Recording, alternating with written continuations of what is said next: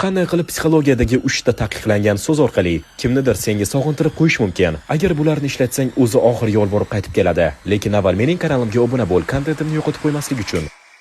Birinchisi, unga mana shunday deb yubor. Ba'zida bizning chatni o'chirib tashlashni o'ylayman, lekin keyin xabarlaringni yana o'qiyman va ichimda nimadir o'zgaradi. Keyin 8 soatga yo'qol. Sening aytganing sababli uning miyasi darhol detektiv rejimga o'tadi. Qaysi xabarimni yoqtirdi, u nimani his qilyapti?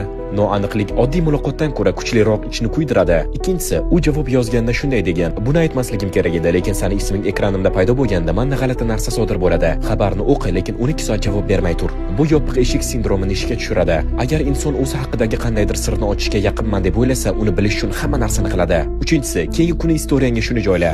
Ba'zi odamlar o'zlari bilmagan holda ham senda iz qoldirib ketadi. Hech kimni atmetka qilma, hech qanday tushuntirish berma. Agar u bu men haqimdami deb so'rasa shunday de: "Bilmadim, shunchaki gap egasini topadi." Shunday de va yo'qol. Endi obsessiya dasturlanadi. U yashirin ma'nolarni izlab xabarlaringni qayta-qayta o'qiydi. U senga sen bergandan ham ko'proq e'tibor beradi va aynan shuni xohlagansan, to'g'rimi? Yanada ko'proq bunday usullar uchun Amorex'ning Telegram kanaliga obuna bo'l.